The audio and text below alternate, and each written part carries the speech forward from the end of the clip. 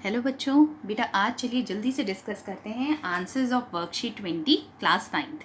इसमें बेटा आपको दो क्वेश्चंस दे रखे हैं और आपको इसमें से क्या निकालना है, एक्स और वाई की, यानी ये जो अननोन है, आपके पास दो वेरिएबल्स हैं, इनकी वैल्यू निकालनी है, एक्स की और वाई की। इसमें एक चीज़ आपको दे रखी है कि ये जो ए बी जो है वो पैरेलल है सी डी के, यानी ये वाली जो लाइन है ये इस लाइन के समांतर है, यानी पैरेलल है।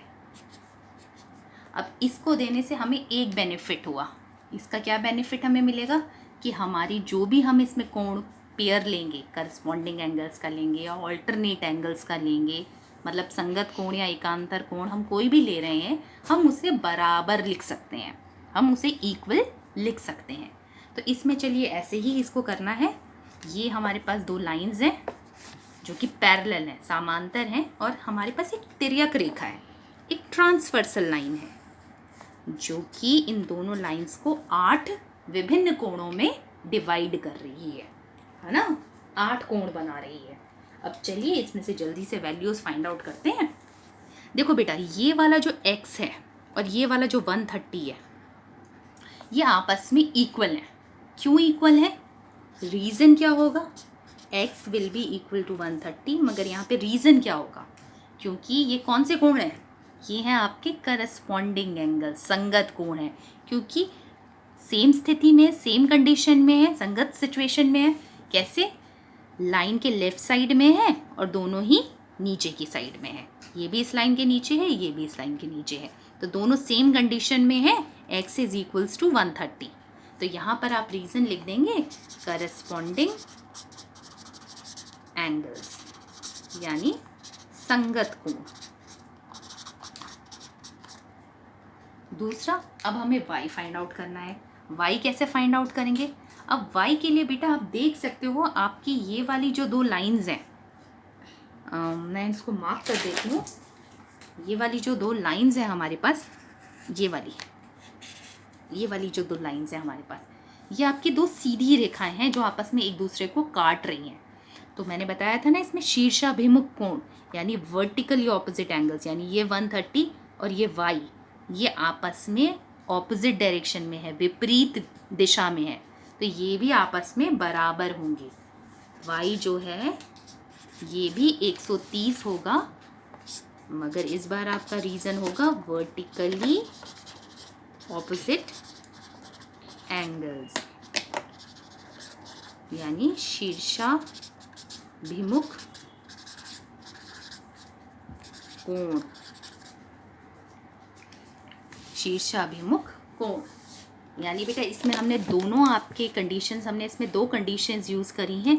एक तो हमने x को 130 ही लिया है, मगर रीज़न हमने लिखा है करस्पॉन्डिंग एंगल्स का, संगत कोणों का, और दोबारा से हमने y को 130 ही लिया है, फिर हमने ये वाला पेयर लिया है, मगर इस बार दोबारा से कंडीशन, हमारा जो रीज़न है वो हमारा डिफरेंट है, वो है हमारा वर्टिकली ऑपोजिट एंगल्स, यानी शीर्षाभिमुख कोण। ठीक है, अब इसी तरह हम इसमें सेकंड क्वेश्चन एक बार डिस्कस करते हैं। इसमें आपको दोबारा से बेटा सेम, इसमें आपको कंडीशन दे रखी है कि आपकी जो लाइंस हैं ए बी और सी डी, ये आपस में पैरेलल हैं, यानी समांतर हैं।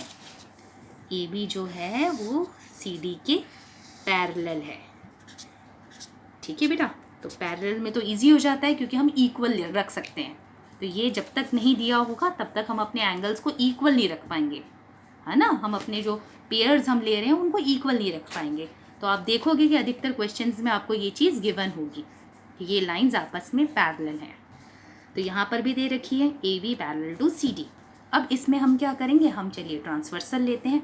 मैं पहला इसमें आपको दो ट्रांसवर्सल दिखेंगे बेटा, मैं ये वाला ट्रांसवर्सल ले रही हूँ पहले। अभी इस वाले ट्रांसवर्सल को आप भूल जाओ, अभी हम पहले क्या कर रहे हैं, ये वाला ट्रांसवर्सल ले रहे हैं। अब ये ट्रांसवर्सल लेने के बाद अब आपको क्या दिखाई दे रहा है बेटा, ये जो 50 है this is equal to x। ये क्यों होगा x? 50 is equal to x, इससे क्यों होगा? क्योंकि ये आपके हो गए ऑल्टरनेट इंटीरियर एंगल्स, ये एकांतर कोण है और दोनों ही अंदर की तरफ वाले हैं।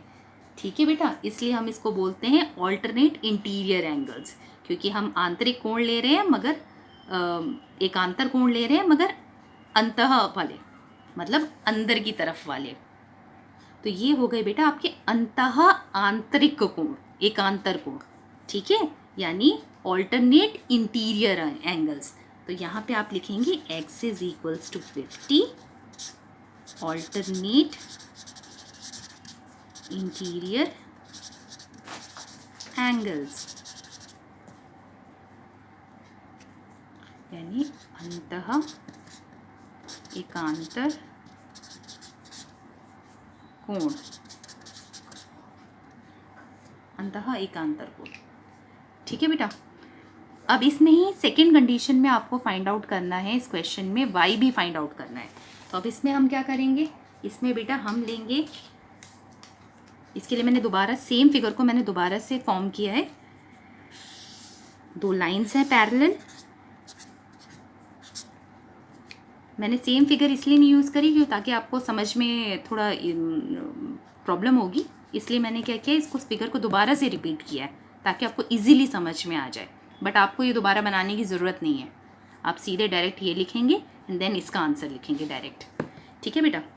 अब क्या करा हमने, दो लाइंस हैं हमारे पास पैरेलल, सेम वही फिगर है।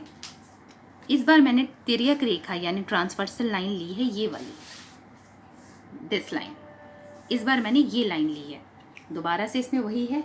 अब हमें दोबारा से इसमें अपने आंतरिक जो कोण हैं वो हमें मार्क करने हैं, ठीक है, एकांतर कोण हमें मार्क करने हैं। ये है 127 और इसका एकांतर कोण होगा इस तिर्यक रेखा से शुरू होते होते होते हमारी जो समांतर रेखा है वहाँ तक जाएगा, ठीक है बेटा। ये पूरा एंगल होगा इस एंगल के बराबर, क्योंकि ये भी तिर्यक रेखा से शुरू होकर समांतर रेखा तक गया है, ऐसे ही ये भी तिर्यक रेखा से स्टार्ट हुआ ये एंगल, ये कोण, और समांतर रेखा तक गया, ठीक है। इसमें बेटा आपको बहुत ध्यान रखना है कि आप सिर्फ y तक नहीं छोड़ोगे, क्योंकि y आपका यहीं पे ख़त्म हो जा रहा है, तो आपको आधा एंगल नहीं लेना है, आप इसको पूरा लेंगे।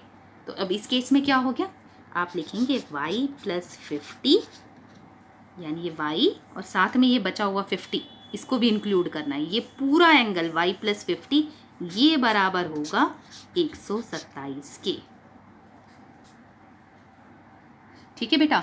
y plus 50 is equals to 127। अब आपका क्या होगा, y, ये 50 उधर शिफ्ट हुआ, प्लस 50 है वहाँ जाके माइनस 50, तो y आपके पास आ गया 77 डिग्री, ठीक है बेटा। तो अब आपको इसमें क्वेश्चन में समझ में आया होगा, इसमें हमें क्या करना है, पहली बार जब हम पहली बार इसमें लेंगे तो आप इसमें ये वाली तिर्यक रेखा लेंगे, ये वाला ट्रांसवर्सल लाइन लेंगे और ऑल्टरनेट इंटीरियर एंगल्स का आप इसमें रीज़न देंगे। सेकंड केस में आप क्या करेंगे, सेम फिगर में अब इस बार आप तिर्यक रेखा ट्रांसवर्सल लाइन इसको लेंगे और ये वाले एंगल्स को, और रीज़न इसमें बेटा आपको सेम वही लिखना है जो आपने पहले लिखा था ना, यहाँ पे ऑल्टरनेट इंटीरियर एंगल, सेम आप इसमें यहाँ पे वो सेम वही रीज़न लिखेंगे कि इस बार भी हम ऑल्टरनेट इंटीरियर एंगल्स ले रहे हैं, यानी अंतः एकांतर कोण, अंतः एकांतर कोण, इसमें भी आप यही सेम रीज़न मेंशन करेंगे। तो आपका ये वाला जो क्वेश्चन है ये ऑल्टरनेट इंटीरियर एंगल्स पे था कि दोनों आपके जो कोण हैं वो बराबर हो जाएंगे, ठीक है बेटा। Thank you so much.